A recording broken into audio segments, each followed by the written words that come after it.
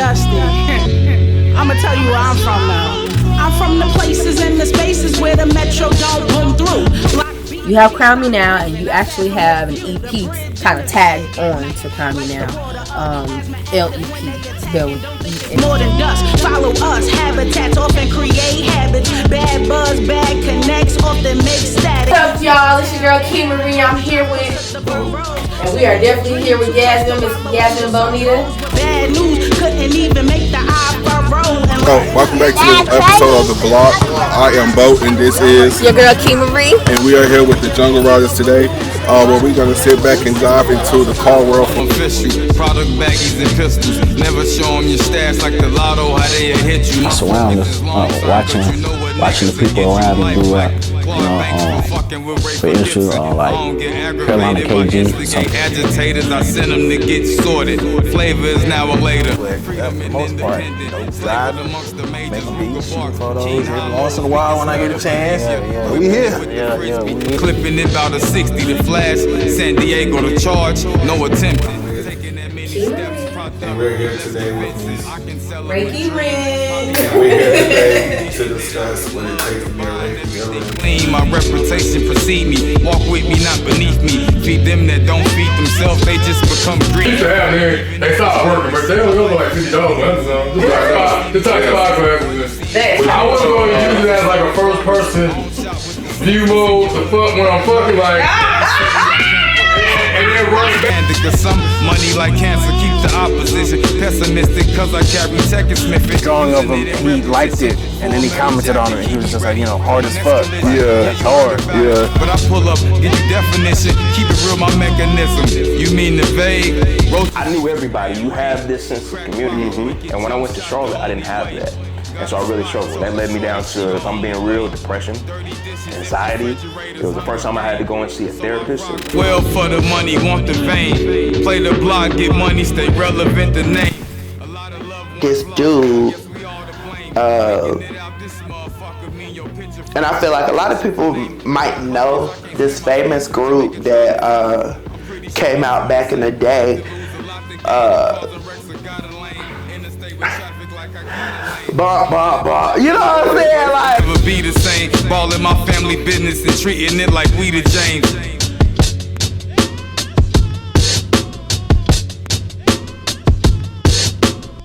Exclusive news. Nick has been a bachelor ever since I met him. Nick has always been with children, but never in a relationship. But I think he is definitely about to break the news tonight. Text, seen that shit, look up. Who the fuck my bag at? Yeah. My heart dropped. When me and my mom was having our little powwow a couple weeks ago, she was telling me the backstory, and I was like, so mama, you was Benny's side bitch? She was like, yeah, technically, he was still living with me. Yo, you fire, bro. You gonna be down with the group? And I was like, what? There was like guns and butter. I was like, alright. For like some 2 years, I really lived a single bachelor life. I had my own pad, I got this. We gonna let you slide. We gonna let you slide. That's a new kid, man. Hey, don't let us shoot school tomorrow. Parties that we done had, like y'all was talking about, we called it Party 10-1, because we had it on October the 1st. Yeah. So it was a house party. It was more like, I'm talking like Kid and Play, Project X type of shit. It was mad motherfuckers, and I got the pictures. We was taking pictures. Yeah. So we got plenty of pictures. They on Facebook. So it's an opportunity to help you put the vision out there and helping me, letting me put my 2 cents in. And sometimes going with some of the ideas or some of the concepts or some of the things when I come up with something, Bo, you know what I'm saying? Bo, he the captain, and he got the captain can't do everything on the boat. You gotta have certain people doing certain jobs on the boat to get the boat to go. So when you showed me the clip from whenever me and Tanea and them had that doing it back then, that it had me froze for a second because I was like, yo, first of all, wow, I'm really that fucking skinny. And that's I was already, that's what I'm saying, when we go full circle, I was already doing it and didn't even know I was doing it. And look, you was, well, who of all people, you was in one of the videos, me and you linked later on in life to work on something that got something to do with fucking videos. Look at the universe, nigga. You know what I'm saying? This is actually crazy. That's what I'm talking about. It's the full circle effect. It's really like the universe was already giving me this shit way before I even knew about it. Like before even I had knew that even it turned into something as big as this. So I'm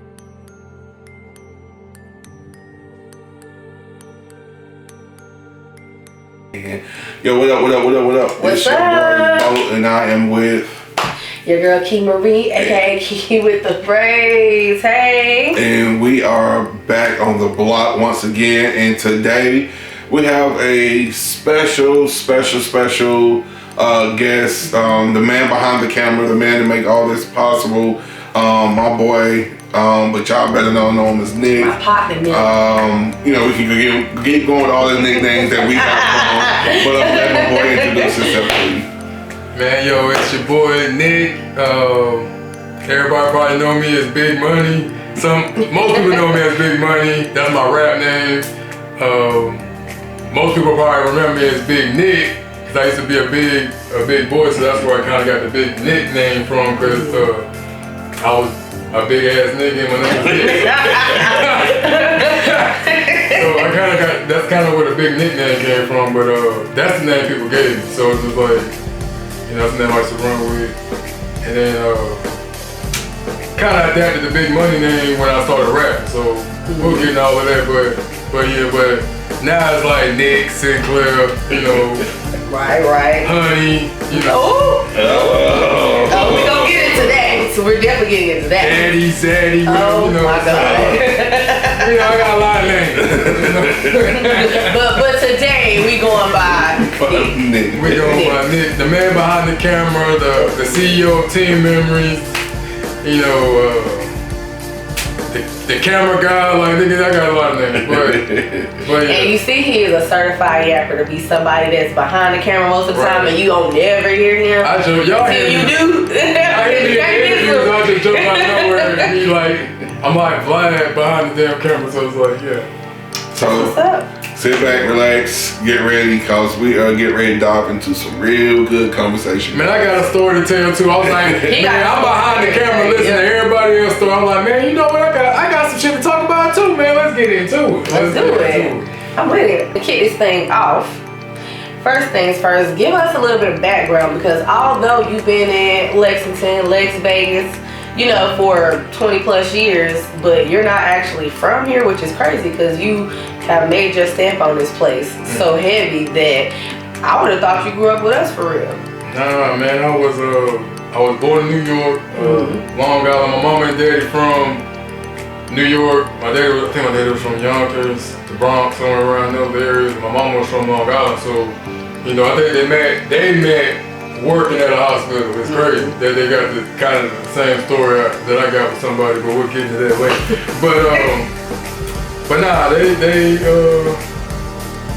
met working at the hospital. I am one of 7. 7?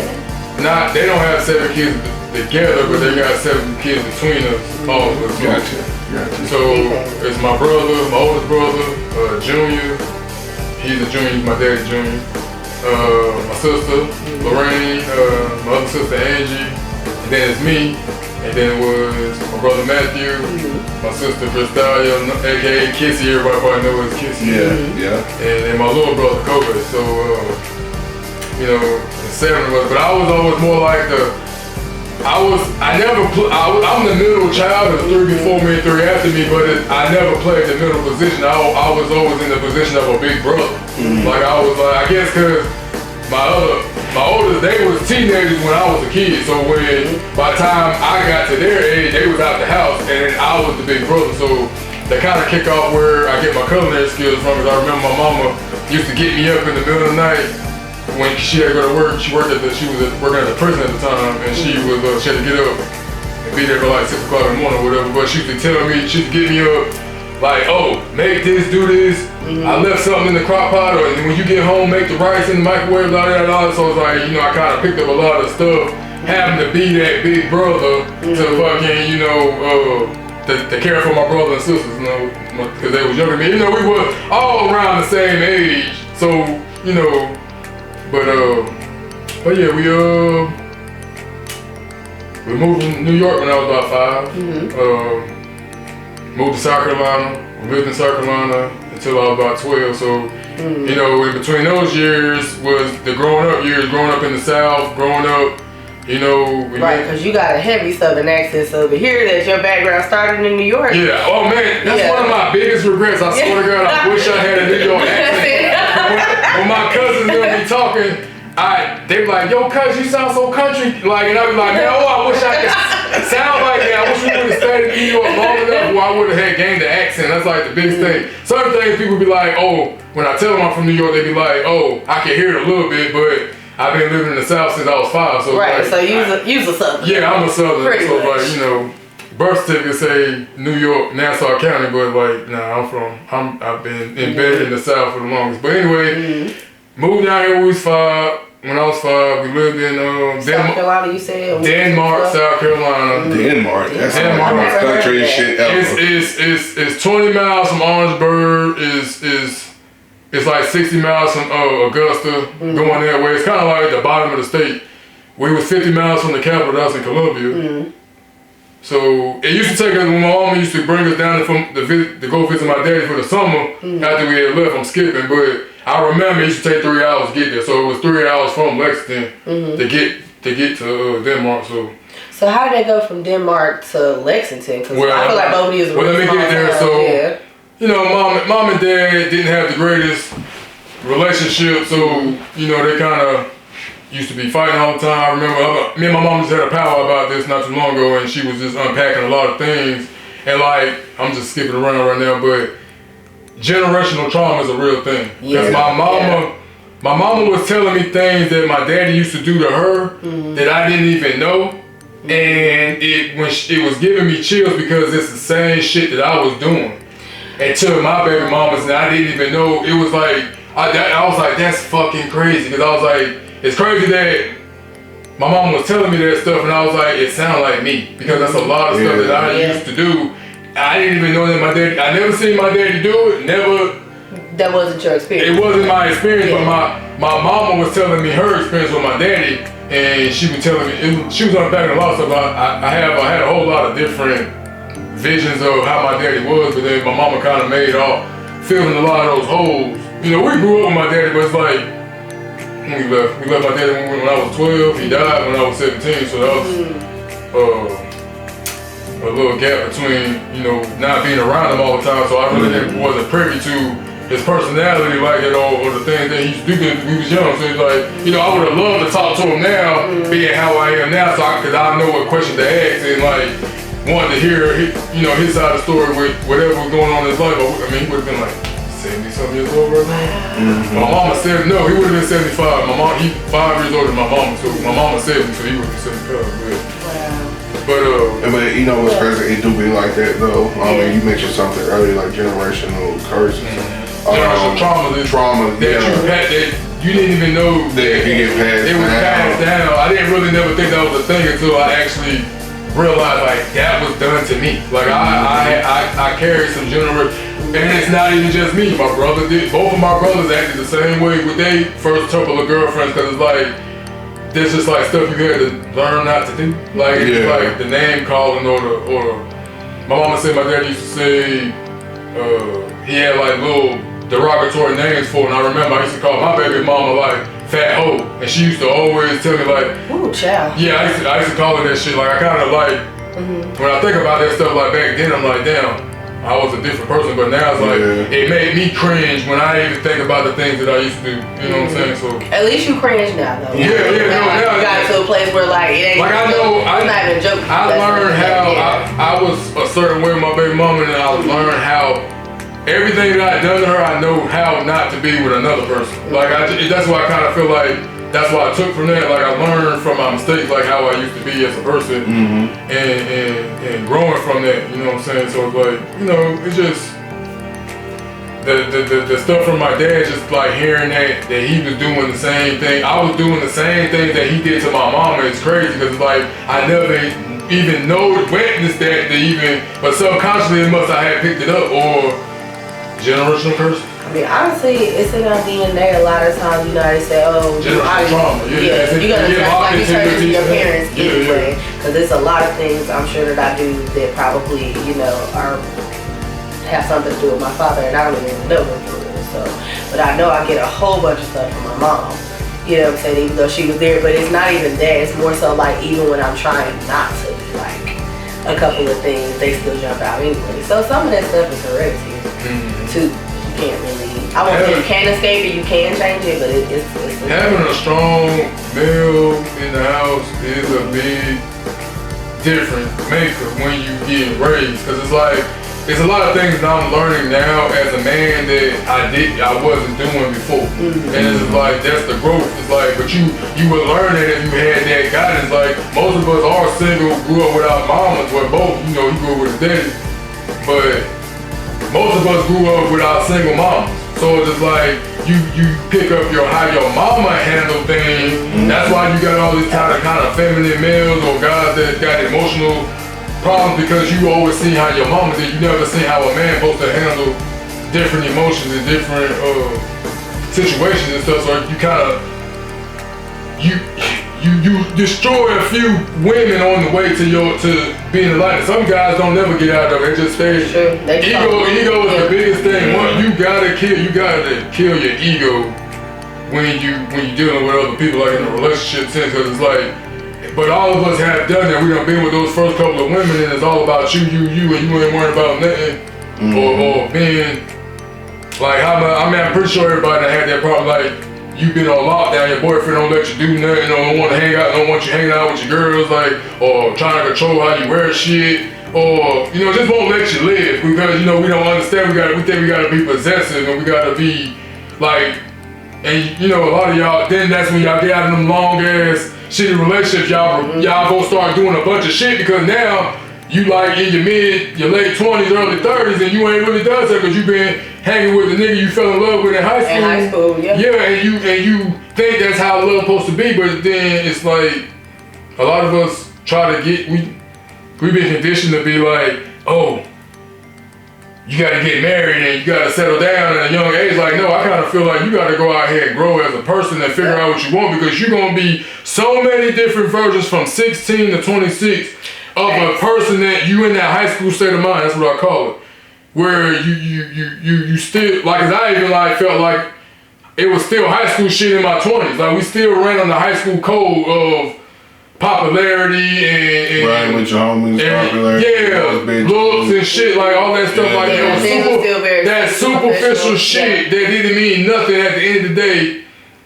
And some people still in the mindsets, but like, unfortunately, yeah. And like I hate for people that even took long enough, took that much time to get out of that mindset. But once you get out of that mindset where they conditioned you to have in high school, or the politics, like high school politics, like it was all about who your parents was, what side of town you lived on, what clothes you wore to school. All that shit played in the fact of your school life. Like, you know what I'm saying? If you wasn't the kid that had a lot of money, or you was the kid that was in the projects, or you know what I'm saying, like you was the, you know, or you was the kid that lived in Linwood, or fucking over there, you know, in the good side of town, or you know, wherever, you know what I'm saying, where everybody lived at, depending on how that was your value at school. Like, unless you was like, I remember that.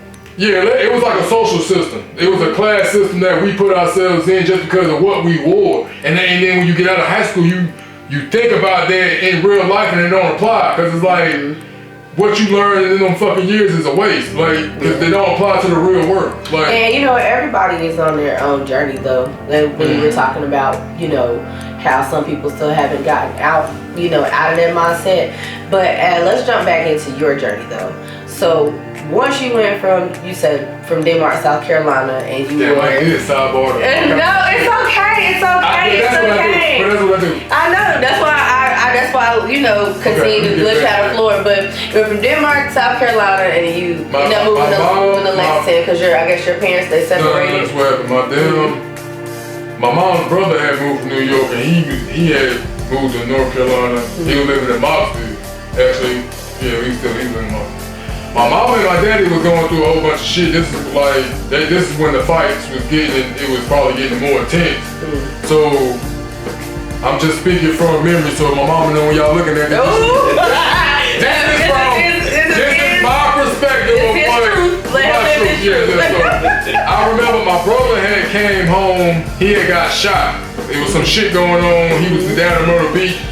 He told me the story of what was going on, but he was in some shit. He had to get away. He had got shot because some girl, I don't know, I can't remember, it was some girl that sent him up anyway. I ain't gonna fuck the story up anyway. He had ended up coming back home. He came to us. He probably was there for like a week. I remember my mom and my daddy was just fighting, and Junior was like, well shit, I see how daddy acting like we about to go. So we had my daddy had just so happened to take the car to work that damn day. And my mama, we had a big ass family van, so my mama had packed up all the shit in the van and we took us to fucking North Carolina. I had left my daddy right there on the spot. Oh wow, so she just dipped. She did, we moved in with my uncle. We lived in there with my uncle for like a couple of weeks. His landlord was noticing there was a bunch more people staying there, so he was kind of like, yo, landlord said, y'all gotta go. We ended up getting, the church people were up, not church, but I'm saying, I used to be a Jehovah's Witness, so we was in the Kingdom Hall shit. My mama the Kingdom Hall people had helped us get a house in Coolamy, so we were living in Coolamy for a year. So this is 96 to 97. 97, we were living in Coolamy. My mama at this point, my mama had got a job, yada, yada, yada. We was going to North, South Dayton. I remember Latea White and them, Michael White and them, they used to live in Moxville, because I remember they used to live in Coolamy too, right? But me and Latea was in the same grade, in the class in 6th grade. And I remember they gave her a going away party. That since she was going to another school, I remember she was going to Lexington. So this is 6th grade, 7th grade, I was in 7th grade. Matter of fact, I got left back 2 grades, let me back that up. My mama we was in homeschool in South Carolina. Oh. So being a Jehovah's Witness, my mama we was going to these little conventions and shit. She had that just made it seem like the world, your kids going to regular school is bad and stupid shit like that. So my mama had took us out of school. I remember she had us if we wanted to go to homeschool. We thinking that shit like, oh yeah, let's go. Right. So my mama had turned one of the rooms in the house into a classroom. So she had got we had desk in there. She had chalkboard in there. She had, it looked like a daycare in there a little bit because they had our toys and shit was in there. It was like a whole setup. We probably got pictures of it in the house, but cause we had like a 5-bedroom house. My daddy used to work for the housing authority, so we was living in the projects. But it wasn't no rundown project. It was projects in the south, so it was kind of like just like you had a hookup. That's what's up. No, I think my mom said we didn't pay no rent there because my daddy worked for the housing authority. So my daddy was the resident manager in that department, so he's the one that was giving out the rent thing, pay the rent. He was the maintenance man to fix shit if it needed to be fixed. But he actually worked for the housing authority, so they went to the other projects and shit too. But I think he had got laid off, and that's when he had started working at a nursing home that was in another town. But anyway, we had left, where was I? We was, where the fuck was I telling you? A sidebar for some reason. You sidebar because that's what you do. You sidebar because that's what you do, but I'm listening.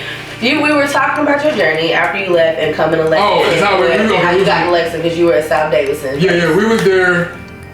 We stayed there. Oh, I was telling about my grades. So when we got the homeschool shit, my mama had to put us back in school. So when we came to North Carolina, we had to go back to school, but they put us all back grade. I was supposed to be in the 7th grade because I was supposed to graduate class of 02. I was in the 7th grade, but they put me back in 6th grade. They put my brother back in the 5th grade. He was in the 6th grade. And they put my sister back in the 3rd grade. She was supposed to be in the 4th grade. My little brother, he was in kindergarten, so it didn't matter. He just started when he was supposed to. So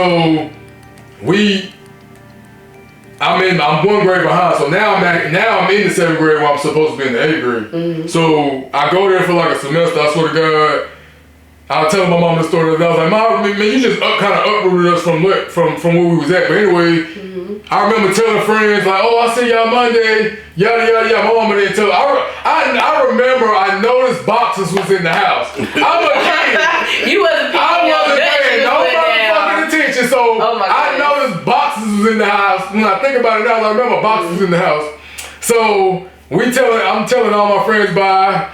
I'll see y'all Monday, whatever. Mind you, we got kids, video games. We know we used to trade Nintendo games and shit. Yeah. So we had different shit from different kids.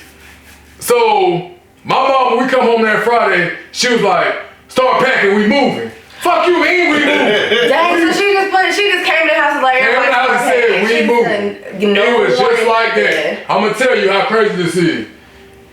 We packed the house up, moved the shit. I got a chance to go to one of the friends, who was a white boy that we was hanging out with, and give him his shit and tell him what was going on. But the other kids, I had their shit, but I ain't like them kids. I remember them shit. It was Raymond, Robert, Kenny, because Kenny used to go to Latea. That was her boyfriend. Now she calling him by name. No, I'm like these I'm kids now. Are y'all cool now? No, we cool. I'm name dropping. I ain't even like this kid. My mama had My mama said my mama had sent us away for the summer to my daddy's house. She was there by the house over the summer. She said one day the boy had walked in the house and just walked up in the house. She was like, oh, what are you doing? Like, because he used to do that with us. Like, he used to fucking, but they was kind of like bully kids. Now, when I think about it now, they was more like bullies. Like, they was like always doing shit like this or making us do something or I remember that one time I think he was sitting on my little brother and I had got mad. He was making my little brother cry. And I had got mad and pushed him, but you know, that's the other nigga brother, so he's like, hey, don't be pushing my brother like niggas like on some shit. But back then I didn't realize that's how, you know, now when I think about it now, it was some fucking abuse. But anyway, them niggas, I had them niggas controllers, Nintendo games, all types of shit. Took that shit with them.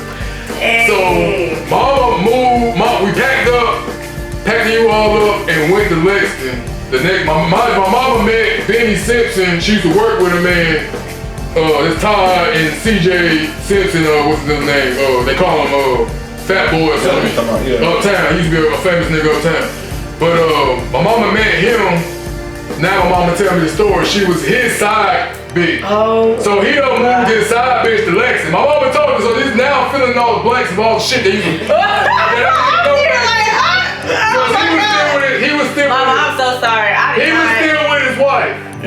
So I was like, Mom. So I was like, my mama was telling me the story. I was like, I was putting two in. I was like, my math. I was like, Mom, you was his side girl? She was like, yeah, technically I was. Because I remember before we had moved to Coolamy, we had hung out with them one time. We all had went to a park on Mount Airy, Pilot Mountain. Went to Pilot Mountain Park and we went up there as a family. But his wife was there, CJ was there, Todd was there, my mom and them was there, I think some of his sisters was there. So he had his wife and your mom there, hanging out.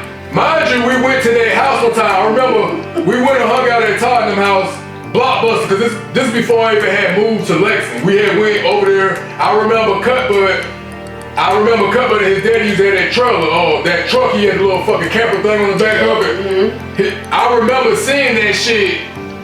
And I remember Princess and Malik was like babies running around and shit in the yard, but we was across the street at Todd, Miss Holmes' house and Miss Benny's mama's house. That's before we even had moved to Lexington. We had came to Lexington, man, about 3 times. We had came in and hung out with his sister, Tonette. It was Warren mom. Yeah. Warren, his mom, we came out, Warren was like the same age as my little brother. So we came to Lexington about 3 times and hung out with their family, but it never really dawned on me. So when me and my mom was having our little powwow a couple weeks ago, she was telling me the backstory, and I was like, so mama, you was Benny's side bitch? She was like, yeah, technically, he was still living with his wife, but he was telling his wife, like, yo, I got a girl down the street. No, we lived down the street. Please don't refer to your mama as side bitch, please. Kelson. I'm keeping it real for the interview. Right. So, so my mama, when she we came to Lexington by way of Benny. So we moved in this 2-bedroom house on Railroad Street, nigga. We was living in the living room. Oh. So this is how I know it had to be. I don't know if it was some money shit or my mama couldn't afford the bills. I don't know what the backstory about why she moved, but now I'm getting the gist that she moved down here for Benny, for the niggas. So that's how we ended up in Lexington. We rolled through the barbecue festival. we got into town, the barbecue festival was going on. So I always remember when we first got here, the barbecue festival was going on. So we moved here during the barbecue festival. It was in October of 1997. We moved to Lexington. I always gonna remember that. That's when they actually was fucking barbecue there. I remember riding through the barbecue festival. So that's how I remember. That's how I came to Lexington. So that's the how I got here to Lexington. So we lived on Railroad Street for, matter of fact, I'm gonna take it back. The first day we had to come, when my mama put us, enrolled us in school, I remember going to the guidance counselor office. The first kid I remember meeting was Carrera. He was in the guidance counselor's office. Carrera. Clarell. Yeah. Oh, okay. Yeah. Okay, cool. He was in the guidance counselor's office. I remember meeting him.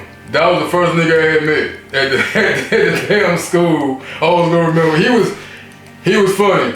But damn, who else I remember? I remember, Bo, you got me on the right bus when we first moved to the old project. They was trying to put us on bus 126. And Bo was like, nah, just find me after school and I got you. I was like, nah, they told me to put them in one. He's like, nah, they gonna have you over there somewhere else. What 126 went Jack? 126 went, I forgot what 126. But bus 36 only went to the Fairview Village and the project. That's the only place it stopped. And then they gave us bus 336, they gave us a Duke.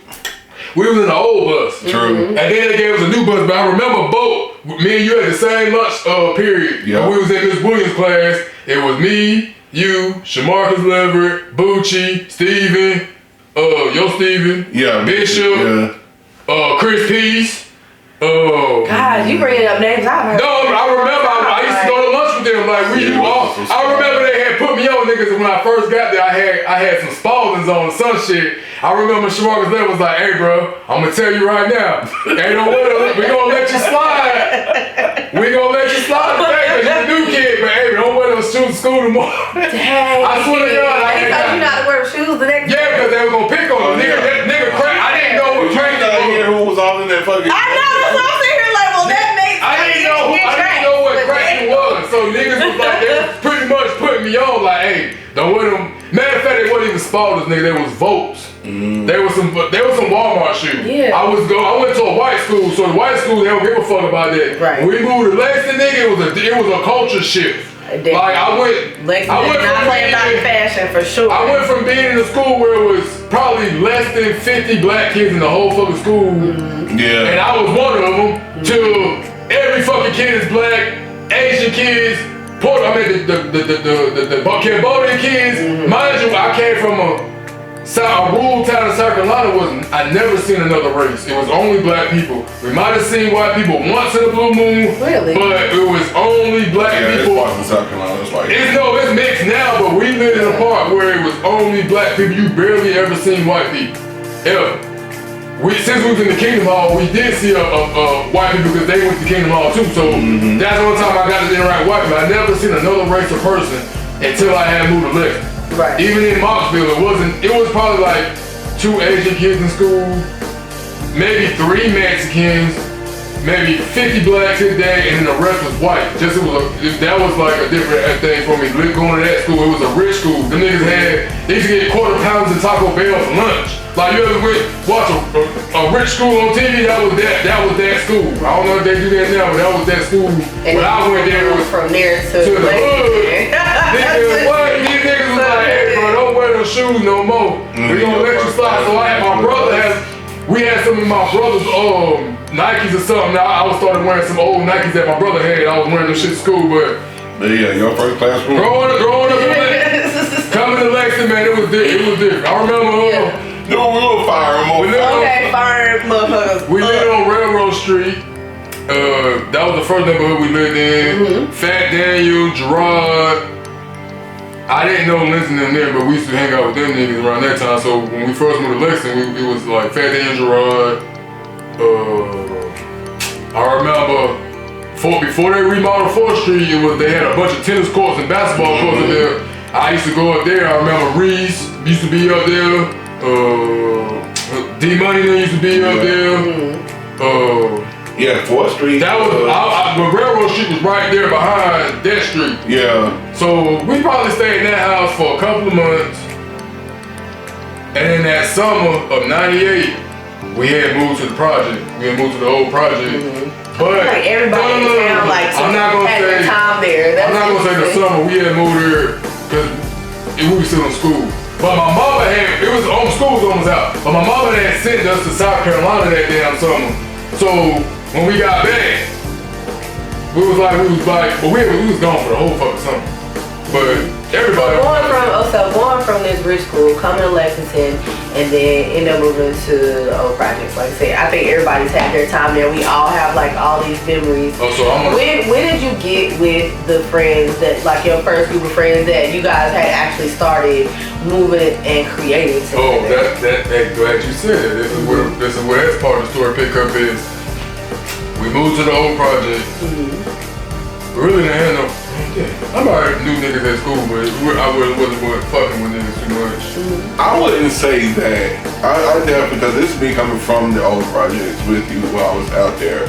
I would honestly say, once again, y'all was the first ones I known that was in the video game world heavy. Oh yeah, we did. You know what I'm saying? And so like when your mom was feeling friendly, she would let a couple of us in there, but you know what I mean, she definitely didn't play that shit every day, but some days she definitely be like, she'll let like in the living room type shit and watch him play. Yeah. But then your sister them, your older sister, I forgot her name, excuse me, but she definitely would come hang out amongst, you know what I mean, a little crowd. Yeah.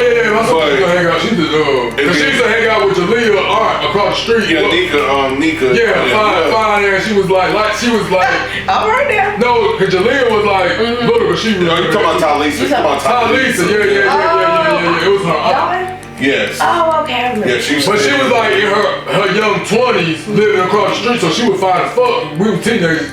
True. She definitely was that motherfucking, that neck follower, the head follower. No, she was gorgeous. Oh yeah, I forgot about that, yeah, but when we first moved to the old project, there was so many motherfuckers that was over there. I remember Whitehead and Big and what's his name? Pac-Man. No, not Pac-Man. Whitehead and what's his little brother name? David. Yeah. They was living there for like a week. Then they had moved to the new project. Yeah, true. So they went. I remember being outside playing with them. We used to fuck with what was the boy's name? Y'all said Dante and them. Yeah. It was Trey. Across the street, she lived over there. She was the only kid that had a basketball goal that was at her house. True. Devin them used to be the only niggas that had a basketball, but we used to go over to Devin's house and could Devin come outside so we could borrow his basketball because the nigga, we had the logo and the high goal back there behind in the back. Oh my gosh. Who else used to be out there? It was like oh god, because now I feel like I'm finna say Bucci lived out there. Right. Oh no, Bucci never stayed out there. No, Jeremy. Bucci didn't stay out there. Jeremy, his cousin, Jeremy Brown stayed out there. And that's why I seen Bucci out there. It was always Tug, Jeremy, and Bucci in the back corner where Jerk stayed at. And then I forgot y'all like Link Circle was. Link Circle was lit. I was there. It was definitely lit. My niggas was when we started hanging out with. Avery first. Yeah, true. We didn't like Willie. Willie and Duke, them niggas used to hang out together, but when me, Gaga, and Avery started hanging out, we didn't like Willie ass. Then Bernard, I remember Bernard used to get bullied by Ricky and them, but Bernard said he had beat Ricky up. I think he beat JJ up too. I do remember those fights. I think he beat JJ and Ricky up. I do remember. And everybody used to pick on, Ricky and JJ was the tough niggas in the projects, but Bernard was part of our group. Well, we had got him, he was in our group, but he never used to come outside because he used to get bullied all the time. So he's like, when he started hanging out with us, that's when he started coming down there. Then we kind of adapted Willie. Like Willie started hanging out with us, and he kind of started. He was more aligned with us than when he was with Duke. When he was like him and Duke kind of fell out after a while because he was hanging out with us a lot. So that's what kind of formed our group. The first group that I was in. Okay. It was my brother. It was Aaron. It was It was Bernard and it was Willie. It was 5 of us first. So we stayed in the old projects. I remember we seen Plum. Later on, we was growing up by this. I probably had a baby or something by then. He seen us hanging out. And he was like, damn, that's crazy. He's like, I remember when y'all niggas used to run around in the old project, and it's crazy. He's like, it's good to see y'all still running with the same people he had seen us in the new projects. I think I remember Plum, he had seen it with me, Bernard, Aaron, Willie Cutbutt, you know, everybody was like same. He was like, damn, it's crazy that he remembered us like we stayed around when we was kids, but it was niggas like, it was my little group, then there was both of them, but it was more like, there was the UPT niggas, like that was Pac-Man, Plum, fucking, Ricky, you, Pee-wee, fucking, we was like the downtown, or like basically like the rough heads. They was the rough niggas in the. Like, it's so crazy because here I am, like in the middle of all y'all memories, but I had like, no all the same age, but we was like the first ones that was. I didn't even say the first ones, but our love was more of the street life at that time. While Nick then was living a teenager life like the fuck they was supposed to. Yeah. We was so fascinated. We was playing hide and go see. The fast bitches. Fucking with girls. That's what we was at, my son. And little old me just looking out the window because I ain't get to go anywhere and do nothing. Like I was living y'all life. Really, that lifestyle. Down, I actually sitting there and thinking about it with you, like listening to you talking about, looking back at it, like that was amazingly how it was the same age group, but just two different lifestyles within the same community. You know what I'm saying? And looking back at it, Nick them was they lived their youth, where for us, we speed that shit up just to be grown for no fucking reason. I get what you're saying. That's quite a perspective. So you get with your group. To my guys, the first group, we moved out of the projects in '99. I think my mama we had moved back uptown, back in the same neighborhood, but we was on a different street. Now we was on 4th and Pine Street. We were around the corner. The blue house still there, but they done remodeled it a little bit. It looked different now. Anyway, I got all that footage. I'm gonna put all that in there. When we moved back to the uptown, we added another group member to the group. It was my nigga Cutbutt. We started hanging out with him around that time. But Cutbutt, because y'all calling y'all Cutbutt, but for the audience members that might watch this and want to know like who's what. I be calling by nickname you know who that is. But everybody gonna know him from Cut. They gonna know him by Cutbutt. So if I say Josh Harris, niggas gonna be like, who the fuck is Josh Harris? They know Cutbutt from Cutbutt. So anyway, we added him to the group. So when we moved back uptown, we kind of formed a little group. We called ourselves SSD. So this is around the time with Dragon Ball Z. SSD, what does that stand for? Super Saiyan Dragon. We used to fucking. That was our little group. Because uptown had them niggas. They had like the LBG niggas, the LB niggas. Little baby gang. We had our little clique, so we had our little clique in case their little clique wanted to, we just kind of stuck together like that. But we also had it was two different cliques in uptown. It was the 4th Street niggas, and it was the Tussey Street niggas. Are these cliques or are these gangs? No, we ain't gonna call them gangs. I would say LBG, they was the gang, cause they was fighting against Sir 13 and TRG at the time. I remember all of this, cause they were talking about it. Yeah, so they always used to be for them niggas. But we always had y'all weren't one of the people. We had our own group in uptown, so we was 4th Street Terror Squad niggas. That consists of Lindsay and them with our group, so that's my group. We got Quisha and them over there, Nana, Sagan, we used to have, what's the little tall, dark Chaz. It was a tall, we all used to be at that part every day. Lindsay and them, Gerard, Fat Daniel, Eric, we was up there every day. Every day, that was our part. Everybody, everybody that lived, Brittany Daniels, her grandma lived right across the street, so she was over there a lot of times. A lot of people, we grew up at that park. I got videos of it, nigga, I'ma show it. Like, I was at that park. So, my niggas, with the neighborhood niggas. So the niggas I grew up in the same neighborhood with, those are the niggas I grew up in the neighborhood. We all shared the same park. Everybody lived in that neighborhood around that park, and we all hung out at that park. For years we did that shit. So a lot of memories up at the 4th Street Park. That's my hood. 4th and Pine is where I got my roots from in Lexington. That's my roots. That's where I grew up. Everybody say where I'm from in Lexington, I'm from 4th Street. That's where I grew up at. I grew up in the old projects and I hung out in the new projects. So the new projects is where my sister used to stay, so I got a lot of ties down there. That's where I fell in love. That's where I fucking lost my virginity in the new project. So I got a lot of ties in the new projects. You know, just by just being around in, you know, in the hood. I mean, just growing up uptown. So right. I guess I am but it's uptown where you actually started creating. That's what I want to jump into. So it's like So let's fast forward. We're gonna fast forward the childhood shit, get into the my Super Saiyan Dragon group. Around this time is where we was in high school. So this is where my cut butt, his daddy used to DJ. He was a famous DJ around here. He used to DJ at the Glass Castle. He got people I used to work with, old niggas. They used to ask me like, "Where you from?" I'm like, "I'm from Lexington." He's like, "Oh man, we used to party in Lexington." They used to talk about L's granddaddy's Glass Castle that he used to have it popping down here in Lexington. So niggas used to know my homeboy's daddy. His daddy was DJ Cut. Everybody knew who the fuck he was. They called him Cut Butt because they said he used to dive off the pool at the Big L, and they said he fucking cut his ass on the damn pool. So that's where his daddy got the name Cut Butt. He was DJ Cut Butt. Everybody knew he got cut. So that's Cut Butt never told me that story a long time ago. His daddy told us that story. We used to hang out over there. But anyway, Cut Butt daddy had a whole building behind their house.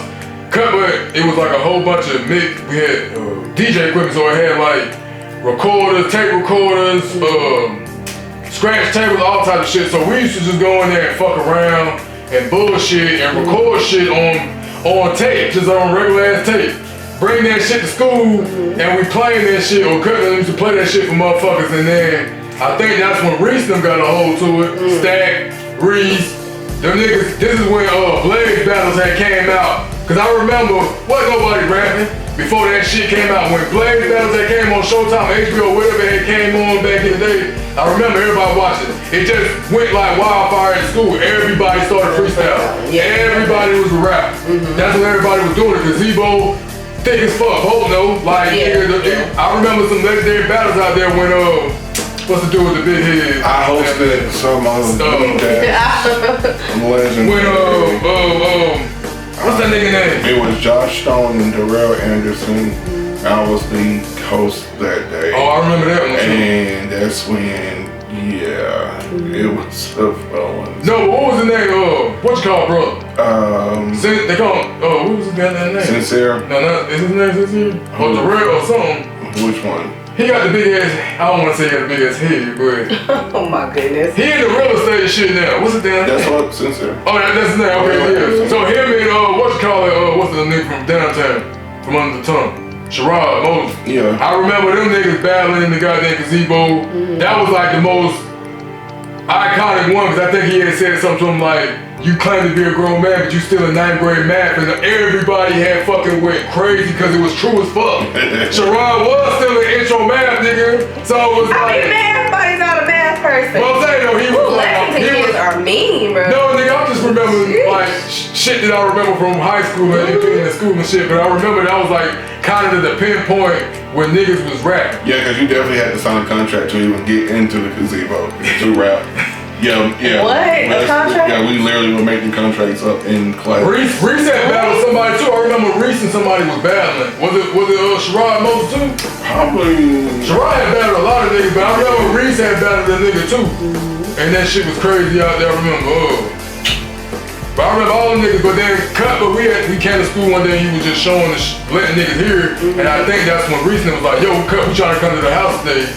So Cut, we set the whole shit up like a studio, kind of like we was fucking bullshit, but they was in there coming in there cutting songs, cutting tracks. Like, nigga, we was the first niggas at our age. I know other niggas was doing it, but at that age group when we was doing it, we was all like 16, 17, 18 years old. Right. And we had studio. So we was like the first niggas, everybody was coming out of shit, Cut My House, and be a Cut My Studio. This is around when Lindsay and them started formulating Beatdown, because Lindsay used to live down the street from us. So, oh my God. I was like, what are you talking about? I was like, who the fuck is Lindsay? Oh, it was. Oh, yeah. I know who it is. Like, I literally, when you said Beatdown, I was like, what? I've been calling him up for so long, I totally forgot his name was Lindsay. So, go ahead, I'm sorry. Looking back at it now, everything do kind of connect the dots from that moment. of when y'all was letting us come up there and actually recording. I wonder if what you showed on your lap on your computer screen today, if Josh was able to like have that type of. We got stuff in the studio, but it wasn't with nobody else rapping. I don't think we was in the studio around that time usually when we had the camera, because I didn't have the camera, I wasn't even working. When I was still in high school, I wasn't even working. Matter of fact, let me get back to telling that part of the story. So, my mama had took me out of school. I went to school, I went to 9th grade, and then I was already 2 grades behind, so I think I had got even further behind. And then my mama kind of took me out of regular school and put me in Get Real. Get Real was in the damn. What's Get Real? It's a DCC program for alternative. And a lot of niggas went there. When I was in there, I was in there for the whole. I was in there for like 2.5 years. But a lot of niggas went through their goddamn school that dropped out of regular high school and went there too. So I was in there. It was basically like a high school. I used to take Brittany baby mama home. What's her name? Tiffany. Yeah, me and Tiffany both went there. She had got her GD a little bit before I had got mine. We kind of got out almost at the same time, but she had got out a little before me.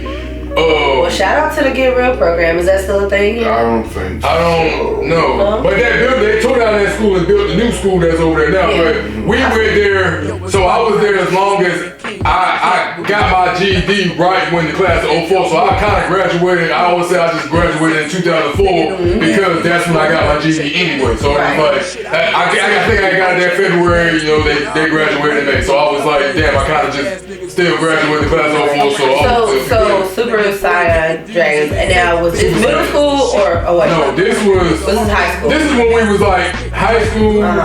We was teenagers, probably in middle school, then we was high school with Super Saiyan Dragons. So that's just consists of the niggas that I was with. Right. They started rapping before I did, so we was. Did y'all actually release music though? We had a song. We had a song. The only one that we did have is the one that I got on. We wish we had those goddamn tapes. Oh yeah. They was all on tape, but then we had bought cut. This is when CD burner had got popular, so we started having a CD burner. So this is where niggas had to come in the studio and you had to have all your shit down pat, because when you start recording with the CD, it's gonna fucking record, and then if you fuck up, we gotta put a whole new CD in there. Unless you got the CDRW. Now, if you got the CDRs, you're just gonna be changing or going to the next track. So you might have like 15 fucked up tracks before you get to a real one. So we used to always, we'll sit there and fuck up so many times, like, and then we all get through it, and then the last nigga get on there and fuck up, then we gotta start over. Cause we didn't have the computers and that back then to do, we was straight recording straight to the definitely from tape going. Maurice let it go to me. Used to take pride in being like just one take knockout. One take. That's all it took for one take, and it was the thing back then. It wasn't no punching in. It wasn't no oh, we can go back over that and do it again, because we didn't have no computer. It was straight one take, and it made niggas have to know their bars. Yeah, you had to know your step our bars up because they was providing free studio time for us. But those was the rules. Like, nigga, we ain't got that many CDs. You only got this one right here. I think Cut used to tell niggas, bring your own CDs. Niggas used to come over there with their whole pack of CDs because you know you want to do this stuff. So we went from putting it on tape. Stealing CDs. We're not paying for studio time. You know we broke. Absolutely, this is true. We teenagers just broke them with no music. During this time is that when you started to really feel that love for like technology and love for like recording and things like that.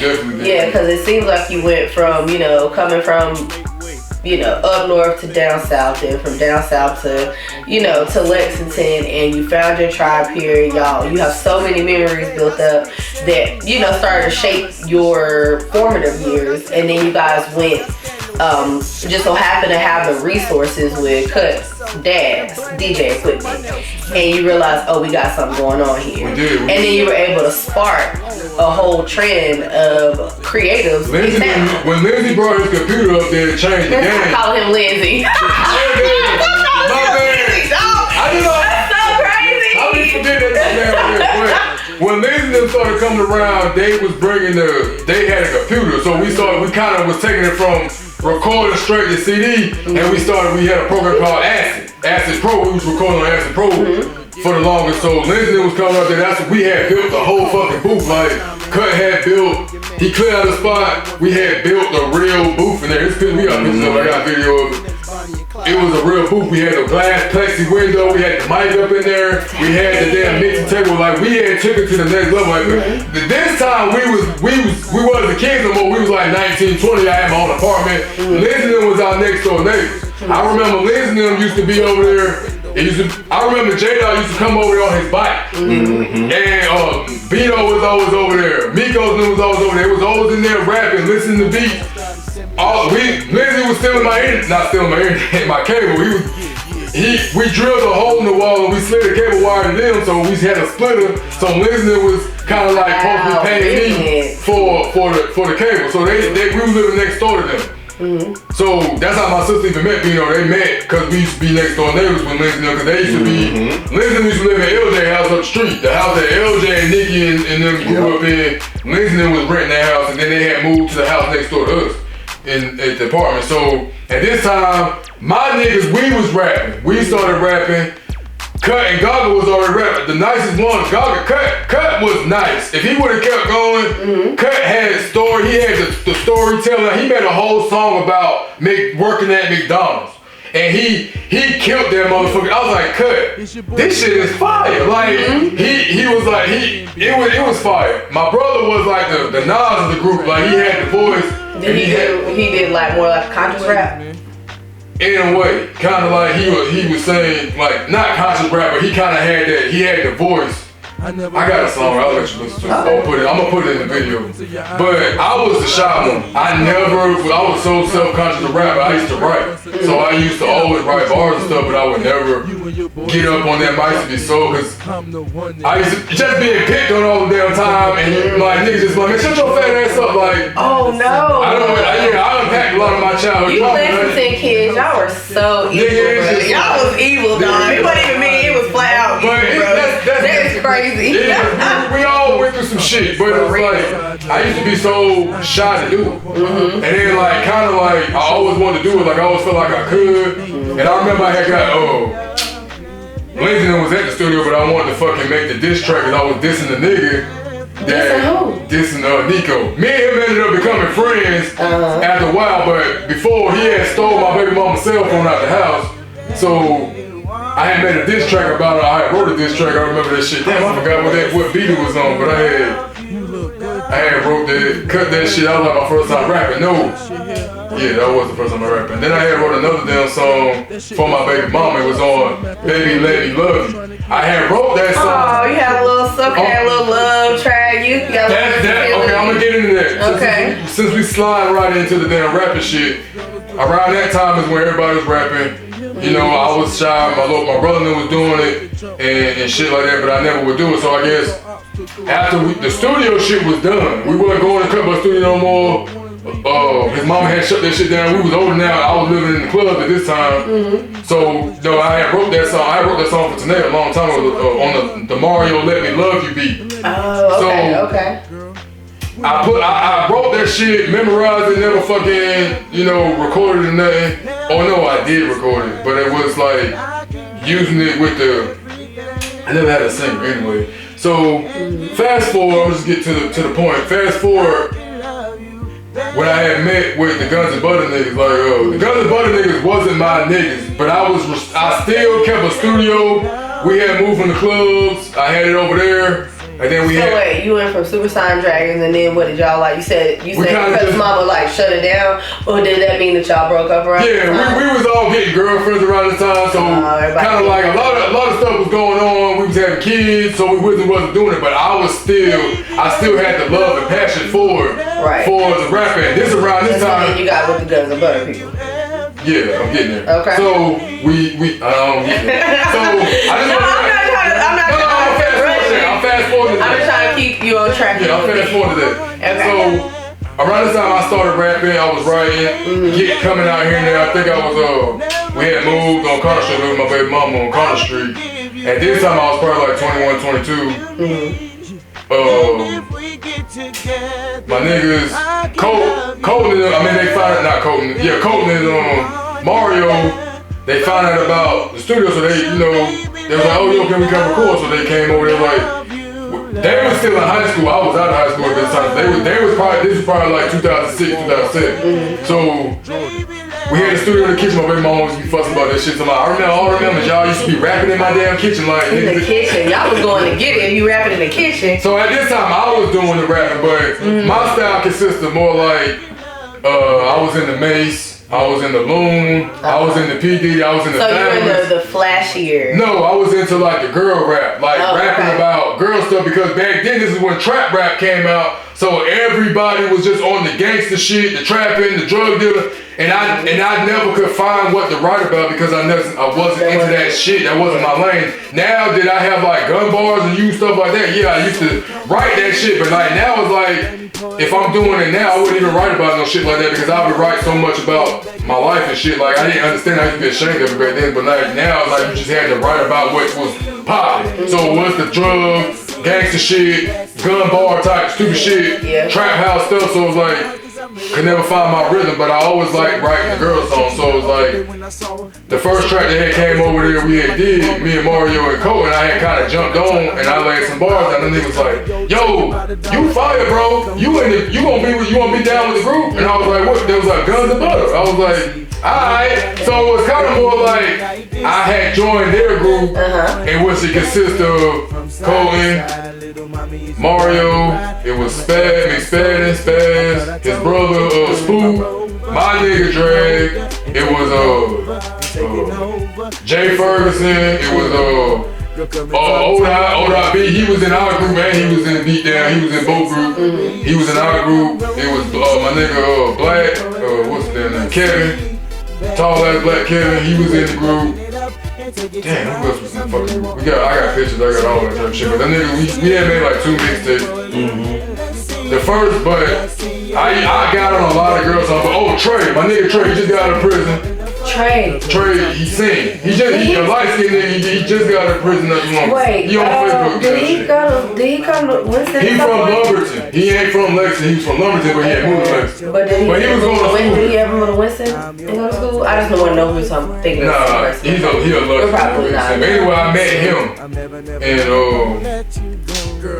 damn, I forgot what my other nigga I went to get real with. He sang too. His name was I forgot what his fucking name was. He was saying he was the original one that was gonna sing. You know, he did sing on the song. I don't know if I still got that song. I might still have it. But he did sing on the song.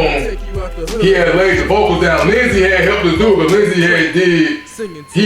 Lindsay's liked him because he was a singer. He had nigga was kind of like almost a Tyrese type nigga. He had the damn nose. That was definitely looking like Tupac and shit.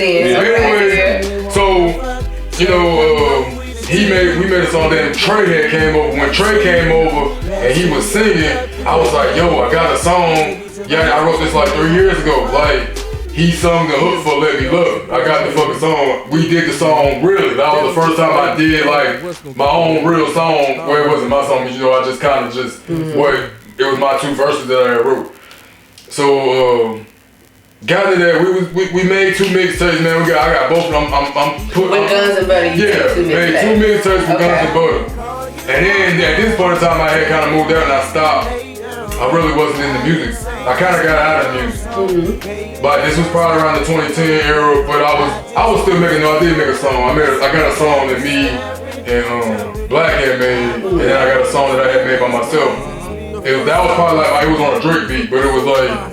That was probably I don't know, it was kind of like my best verse I ever wrote. So with music, were you ever planning on taking it any further than that? Because I'm seeing you about to transition out of, you know, you letting music go, but was it? I'm gonna say this, I realized it wasn't for me. I remember when I stopped, my nephew was kind of rapping around this time. I kind of felt like I wasn't good enough to keep going. I kind of wish I would have kept on going and kept on writing and kept on doing it, but I guess it was a lane change. I wasn't feeling no more. That's when I kind of got to the camera part. So I kind of first bought. I think I let music go. It was probably like 20. At this time, probably like 2013. That's when I picked up the camera. It was more like I needed something to put this creative energy. I know I had some creative energy. Like I always had to. Oh man, I gotta back it up. I was just skip the whole section of shit. Music changed. I was still doing music around that time, but let's get into another squad that I had. We used to call ourselves Epic Dat. Epic Dat? Epic Dat. D-A-T? D-A-T. Oh, because I thought you would say Epic Dat like so remember when we did the little shit with the Jungle Riders and Keandra? She was one of the members of our group. We all used to hang out. It was Key. Cause she was the same age as my little brother, so when my little brother friends would be over, my nigga Cube, Steven, Posh. They was the younger niggas under us, so they graduated like 2009, so they was like teenagers in that 2010, 20, in that area. So they started hanging out. We all was hanging out. We kind of formed another damn group, a bigger group called Epic Dat. So it was like Juicy, Key, Tanae and Peaches and my brothers. I mean, all of our niggas and all the other niggas that we just added. So now we had a bigger group. It's more like a party group. So we always partied every weekend. We was always hanging out. We was always doing shit. Like, you know what I'm saying? We was just still hanging out with your core group of friends at this point in time. So we was all in our mid-20s and our early 20s and shit. So kind of transitioning over into that. So we threw, I want to get back, like, you talk about parties like NWB parties, big ass parties that niggas done had in Lexington. You can't talk about parties and not talk about 10-1 and 10-2. What's that? It's the dates of the parties, but we had 10-1 on actually October the 1st, so the party had went into that next day, so we always call that party 10-1, that we had that in 2011. We turned around and did the same thing 2012 and called it 10-2. But it wasn't on 10-2, but we called it 10-2 because it's the second one. Yeah. So wait, was this a music group or a party group? It was a party group, but we partied out to them. So I got music to club promoting. It wasn't club promoting, it was more party like, promoting. No, we wasn't doing none of that. It was more like our just group of friends that we just hung out with. And we threw parties. We threw 2 big parties, and it was it was 2 house parties. I'm talking like, it was mad niggas at this party. It was like, I'm gonna tell you how it ended. The first party was so fucking crazy. So many people came out. We was having so much fun. So many people, like, we got pictures. I wish we was recording video back then. We wasn't. We was only fucking taking pictures. So we had Polaroid cameras or digital cameras at this time. So this is where I'm still recording stuff. Matter of fact, while we stopped recording back in the day, my camcorder, we had broke a camcorder and I lost the camcorder, and then we had a gap between like 2005 to 2010 when we wasn't keeping up with nothing. Well, technically, see, when you're transitioning from music into recording, but you've been recording. But I was still doing it. I was still doing it. Yeah. Right. No, that's what I'm saying. Like, can you speak to just like that first time you picked up a camera? Because I didn't know up until today, before we did this, that you had all that footage. Like, you have archival footage of Lexington High School and of memories. You know what I'm saying? That would totally make sense because we're gonna get to your company now too. It's going there. It's going there. So like, what would make you pick up a camcorder back then before it was cool? We wanted to record everything. We felt like we always just say it was like, we should have a reality show kind of in the second. This is when reality shows started to get popping. It started to get popping, like you had Road Rules and Real World and all of those stupid shit I used to watch back then and on MTV. But like, that's when reality shows was getting popping, so we was just kind of emulating, like we would just do jackass videos. Had a big ass, before we had got a little camcorder, had the big VCR tape camcorder. His daddy used to have one, so we did make fucking videos. We used to make jackass videos at the park. Like Fat Daniel my name is Fat Daniel and such and such, and nigga just fall down and roll down the hill. We used to do stupid ass shit, copy and jackass. Do you still have some of that? No, we don't have those things. That's crazy. I remember, that's when we first started recording, now to think about it. That's what made me, when I first got a job, I went to Kmart and put a camcorder on layaway to keep the Geek That going. That's where it started from. we had a cut.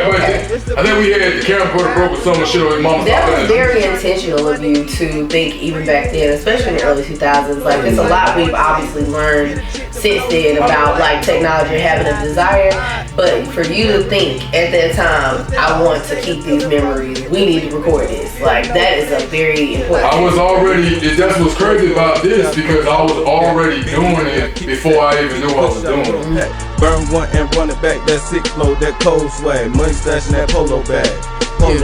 Yo, I said this shit before, man, I love when these niggas doubt me, thinking I'm pussy, the biggest misconception about me. I'm always working, nigga, never in the streets, but when my niggas call about some shit, I'm first to win this beat. Other than that, nigga, you can catch me in them sheets. It's a big money thing, cuffing bitches, I ain't having that. Nigga, I don't want your girl, I'm just trying to fuck, nigga, and after I fuck, nigga, you can have her back. Run her for me if you want, I keep that big 3. Name them Brian, Bosch, and Wade, man, I stay with the heat. Catch me in the studio, going crazy on some beats or putting on for my city. Epic that, gon' show the way, don't know epic that. We Kevin Hart, you niggas, you gon' learn today. That's probably why I'm always laughing at my pain. Death used to concern me, better understanding the life. Death is part of the journey. My baby mama got a lame nigga, had to be him. He wasn't with you through the hell, the thick and thin. He wasn't with you when you was fucking my friend. He wasn't with you when you was fucking my friend. All love lost and no love found. It's crazy how I'm feeling. I used to be a lover boy, feelings through the ceiling, but nowadays I cope by fucking bitches, doing them dirty. Tell you the truth, that's how I'm dealing. Don't know if they're ever gonna get better or keep getting worse. Sometimes looking as good is a gift and a curse. But shit though, never mind all that. About to go to the Bahamas, I got my mind on that with my niggas. 22s and 44s and calicos, I blow that. Big money, that nigga black. Keep kush, I blow pack. Burn one and run it back, that sick flow, that cold swag. Money stash in that polo bag. Them 22s, them 44s, them calicos, I blow that. Big money, that nigga black. Keep kush, I blow pack. Burn one and run it back, that sick flow, that cold swag. Money stash in that polo bag.